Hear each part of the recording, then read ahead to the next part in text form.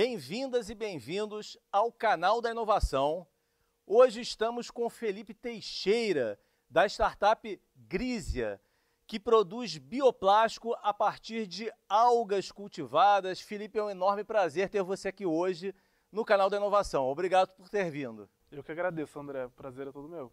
Felipe, muito legal. A gente conversou no passado, né? E assim, a tecnologia de vocês é fantástica, porque a gente tem um problema enorme de sustentabilidade em relação ao uso do plástico na atualidade, né? Você podia trazer alguns dados para a gente em relação a essa questão do plástico, que foi desenvolvido no início do século XX e a partir da Segunda Guerra Mundial foi crescendo numa escala inimaginável, né? Até causar esse estado de coisas que a gente vê na atualidade. Exatamente. É como você falou, o plástico, a partir do início do século XX, principalmente depois da Segunda Guerra Mundial, ele começou a se transformar num item essencial em basicamente todas as linhas de desenvolvimento tecnológico. Então, sem o plástico, é difícil a gente imaginar todos os avanços que a gente teve do início do século passado até hoje. Mas, por mais que tenha ajudado muito nesse desenvolvimento, ele passou a se tornar cada vez mais um grande problema. E é por isso que a gente precisa fazer, hoje em dia, as coisas de uma forma diferente. Hoje em dia, é produzido cerca de 430 milhões de toneladas de plástico todos os anos. E disso, só 9%, 9% sendo muito otimista, é de fato reciclado. Todo o resto vai parar em aterro. Só no oceano, por exemplo, vai parar em aterro ou vai parar, por exemplo, também nos rios, nos mares, na natureza de uma forma geral. Só no oceano são descartados cerca de 2.000 caminhões de lixo plástico todos os dias. Isso é muito problema, é um problema muito grande. Então a gente realmente precisa pensar em fazer as coisas de forma diferente. Essa é uma questão que pouca gente sabe, né? Que o índice de reciclagem é muito baixo, infelizmente, e como você colocou, eu já vi filmes em que você tem verdadeiras ilhas de plástico, né? Em paraísos, né? Da natureza. E ainda tem a questão dos microplásticos, que ainda vai ser avaliada, né? Qual é o impacto delas nos organismos vivos, né? Quando a gente pensa nas ilhas de plástico, eu acho que a gente está olhando muito longe. Porque se a gente olhar para a nossa corrente sanguínea, a gente hoje já tem vários estudos que mostram que tem microplástico, nanoplástico também, na nossa corrente sanguínea. O microplástico, inclusive, é um grande problema, porque a gente já identificou na comida que a gente come, na água que a gente bebe, no ar que a gente respira. Então a gente está absorvendo de várias formas diferentes o plástico para dentro do nosso organismo. E aí, com isso, já foi encontrado plástico, inclusive microplástico, em placenta de bebê, né? E isso, imagina toda a repercussão que isso não tem no desenvolvimento do feto. Isso pode causar inflamação, pode causar várias doenças que a gente não tem nem noção ainda do quão ruim essa situação pode chegar. Então é importante realmente que a gente comece a olhar para isso como um problema que é. Então a gente vê aí startups inovadoras, né, como a sua, trazendo soluções sustentáveis e urgentes, né, para a nossa sociedade. Eu queria saber, eu fiquei bastante curioso, né, como é que vocês chegaram a esse desenvolvimento, né, qual foi a motivação, porque quando a gente pensa em algas, a gente pensa em algo bastante distante, né, de trazer algum tipo de benefício, né, imediato para o ser humano, e vocês vieram com uma tecnologia que, de fato, é uma tecnologia disruptiva. Sim, eu sou pesquisador de natureza, né? Então eu fiz o meu mestrado, o meu doutorado na área de bioquímica lá na UFRJ. E durante esse meu processo de formação, eu trabalhava com um tipo de polímero que se chama polissacarídeo. Esse polímero ele é encontrado em várias fontes naturais, como plantas, até animais também, mas eles também são encontrados nas algas. E nessa alga que a gente produz aqui no Brasil em grande quantidade, que se chama Capaficus alvarezi, que tem esse nome estranho, mas é uma alga que a gente produz bastante aqui no Brasil, a Capaficus ela produz uma quantidade grande desse polímero, desse polissacarídeo, que a gente consegue usar para fazer os nossos bioplásticos. Na verdade, esse polissacarídeo ele é usado na indústria, mas ele é muito limitado com o seu uso, por exemplo, em cosmético, algumas aplicações também na alimentação, mas para mim sempre foi um problema ver que a gente podia fazer muito mais com esse polímero. Eu estudava isso no meu mestrado, no meu doutorado, e hoje em dia não era feito tanta coisa assim. Então, a ideia da Grisia surgiu a partir desse estranhamento que eu tive com a capacidade desse polímero de fato revolucionar a indústria. A gente começou a trabalhar com isso e desde 2020, quando a gente ganhou o nosso primeiro edital da FAPERJ, do Doutor Empreendedor, a gente veio validando a nossa tecnologia, investindo em pesquisa, investindo em desenvolvimento, e hoje a gente já consegue produzir bastante coisa aqui na empresa a partir dessa ideia que surgiu lá durante a minha formação acadêmica. Bacana, então, né? Vocês tiveram apoio da Fundação de Amparo à Pesquisa do Rio de Janeiro, né? Agora, me tira uma dúvida, somente essa alga pode ser utilizada para essa finalidade? Não, de maneira nenhuma. Aqui no Brasil e na América do Sul, a Grise é a única empresa que produz bioplástico feito de alga. E a alga que a gente utiliza é a Capaficus alvarezi primordialmente. A gente até utiliza também algumas moléculas que a gente consegue obter de outras algas, mas grande parte do nosso material é feito só com essa alga, com a Capaficus. Mas em outros lugares do mundo existem outras empresas de bioplástico que utilizam também ingredientes que são extraídos de algas marinhas e que utilizam outras espécies. Então, na verdade, qualquer alga que você conseguir produzir em escala, você consegue extrair alguma coisa que a gente pode utilizar para fazer o bioplástico. Aqui no Brasil é que a gente só produz em escala mesmo a Capaficus alvarezi, então a gente foca bastante nela. Perfeito. Você fala em produção porque, na verdade, as algas são cultivadas, né, em fazendas, é isso? Não são retiradas da natureza. Na verdade, quando eu comecei o projeto da Grise, a nossa ideia, a gente teve uma dúvida muito grande entre utilizar as algas que são cultivadas em fazendas marinhas ou algas que estão presentes na natureza, que a gente também pode fazer essa coleta e produzir. Eu não concordo muito em fazer esse método mais extrativista, eu acho que isso tem um impacto ambiental muito grande, apesar de saber também que existem muitas algas que viram um problema uma vez que elas ficam arribadas, que é o que a gente chama, que é quando a alga chega na praia e começa a apodrecer na praia. Inclusive várias praias muito turísticas no Brasil, no Nordeste, têm um grande problema com essas algas arribadas. Então a gente poderia até utilizar essas algas, mas como a gente está no Rio de Janeiro, aqui a gente não consegue fazer ainda uma cadeia produtiva que utilize essas algas para a gente produzir o nosso plástico. Por isso a gente começou a focar, a trabalhar nas algas que são cultivadas em fazendas marinhas. E, na verdade, desde que a Grisia foi fundada, a gente viu uma quantidade grande de novas fazendas sendo criadas e novas pessoas começando a produzir Capaficus alvarezi. Então a gente entende que a gente está num setor que está crescendo cada vez mais e é importante que exista gente utilizando, né? Exista empresas e startups e indústrias utilizando essa biomassa que está sendo gerada de algas marinhas para produzir diferentes produtos. No nosso caso, a gente foca na área de polímeros. Perfeito. E eu imagino que elas têm uma alta capacidade de reprodução, né? Que propiciaria uma produção em escala, por exemplo. Sim, essa alga ela cresce muito rápido. Na verdade, hoje a gente tem várias empresas produzindo bioplásticos com plantas terrestres. Qual é a grande vantagem das algas marinhas? As algas marinhas, elas crescem, o ciclo de coleta delas pode chegar a ciclos de 45 dias, 60 dias. Então é muito mais rápido do que ciclos, por exemplo, de cana-de-açúcar, de café, de soja, de outros cultivares que têm um ciclo muito mais longo até a colheita. E a alga cresce muito rápido com outras grandes vantagens.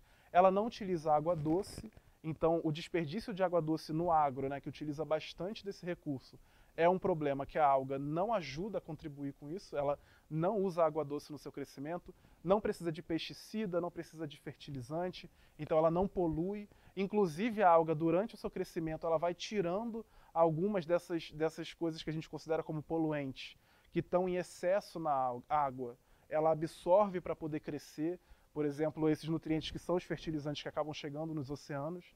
Então a gente tem, na verdade, só vantagem. Além disso, é muito interessante que quando você visita uma fazenda marinha, você vê que todo aquele espaço onde as algas são cultivadas acaba virando um santuário da vida marinha, porque não vai ter pesca ali. Então os peixes eles conseguem usar aquele espaço para se reproduzir, para crescer. Então é muito interessante a gente focar nesse tipo de cultivo também.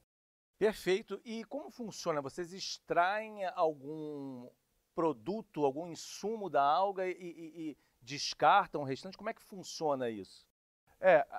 Hoje em dia existe uma cadeia produtiva dessa alga marinha que é muito voltada para a produção de fertilizante de alga. Então, o que é essa cadeia? Na verdade, eles utilizam uma fração só dessa alga, não utilizam a alga inteira, para obter nutrientes que podem ser utilizados como fertilizante. A outra parte dessa alga, ela costuma ser descartada.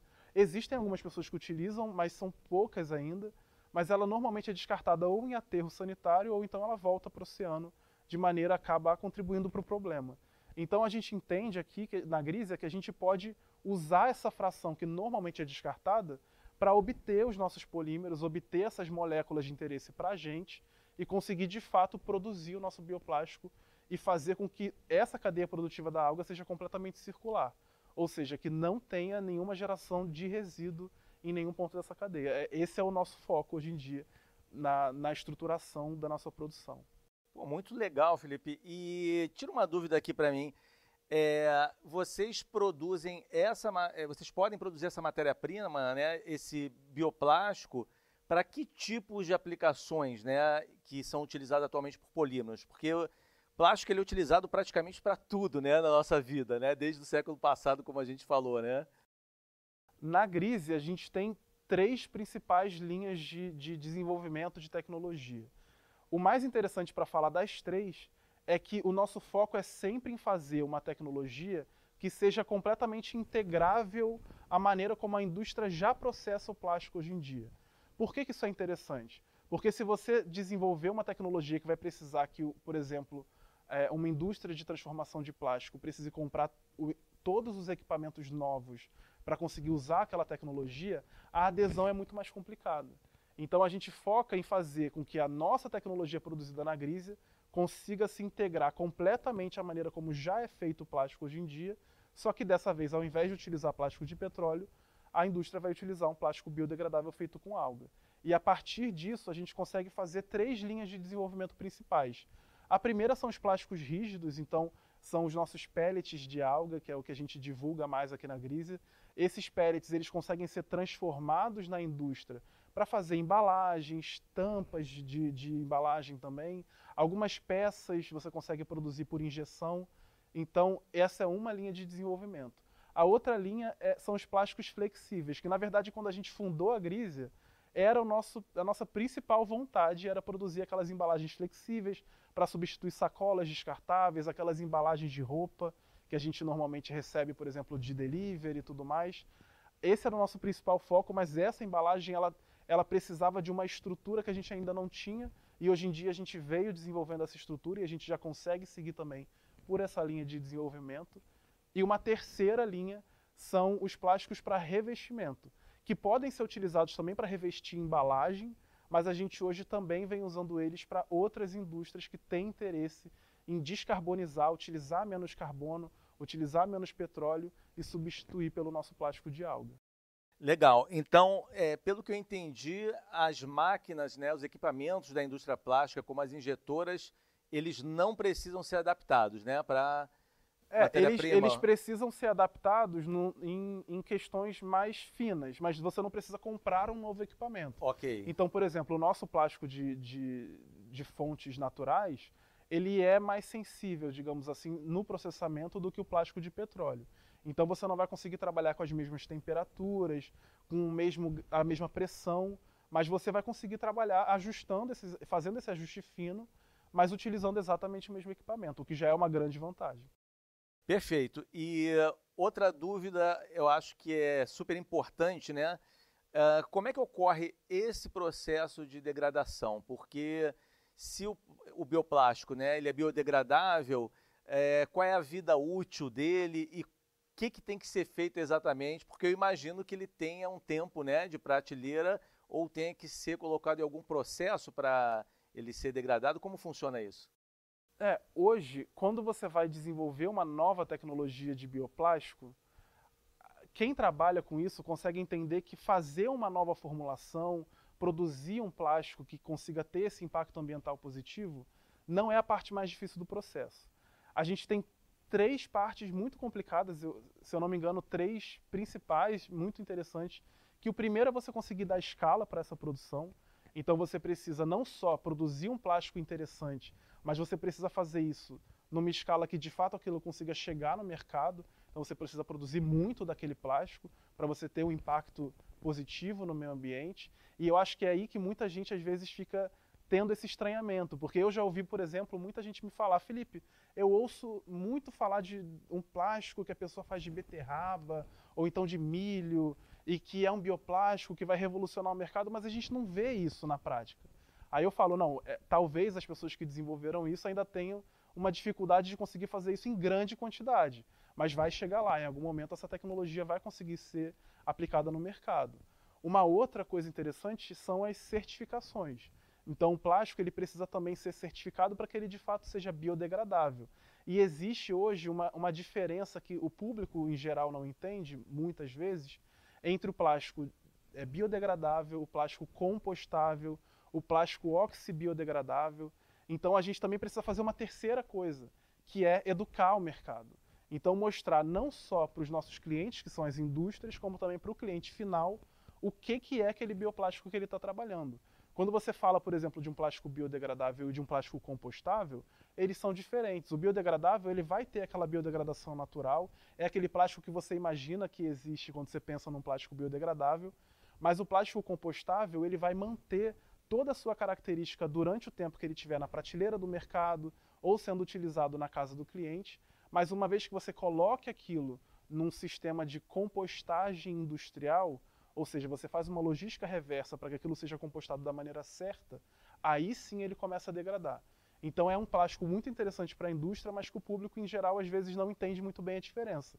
E ainda tem o oxidegradável, que é complicado, né? Eu não considero muito um plástico biodegradável, mas é o mais utilizado hoje na indústria, que são aqueles plásticos que eles vão se degradando, mas vão gerando muito microplástico. Então, para mim, eu acredito que é melhor a gente nem falar muito sobre ele. Mas essa parte de educação no mercado é muito importante. E também porque as indústrias precisam entender que o bioplástico, ele tem também a mesma característica do plástico de petróleo e consegue ser aplicado na indústria. Porque a gente ainda enfrenta essa barreira, né? Muitas indústrias têm essa barreira para conseguir parar de usar o plástico de petróleo e começar a usar o bioplástico porque acredita que não existe um bioplástico que vai funcionar tão bem quanto o plástico de petróleo. E para algumas aplicações a gente já tem. Né? Claro que não para todas. O plástico de petróleo ele já está há mais de 100 anos sendo estudado.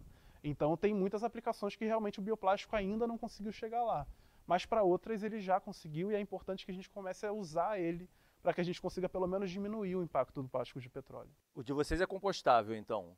A gente desenvolve os dois tipos de plástico. Para algumas aplicações é mais interessante que ele seja compostável, como por exemplo para embalagem, né?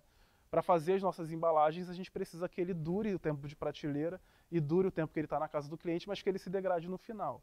Mas para outras aplicações ele pode ser biodegradável e isso não interfere na sua utilização. Uma embalagem descartável, isso, né? Uma coisa... plásticos de uso único, que vão ter uso muito rápido, né? Como materiais descartáveis, como você falou. Então, alguns tipos de revestimento também podem ser biodegradáveis, porque isso também adiciona para aquele material um selo muito maior de sustentabilidade, porque a degradação é muito mais rápida também. Ah, perfeito, muito bom.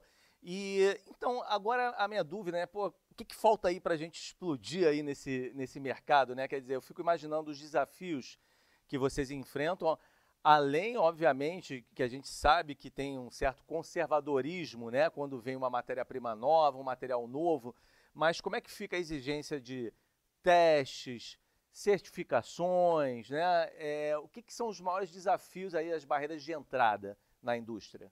Sim, foi como eu te falei, existem essas barreiras de conhecimento, mas também existem as barreiras de certificação.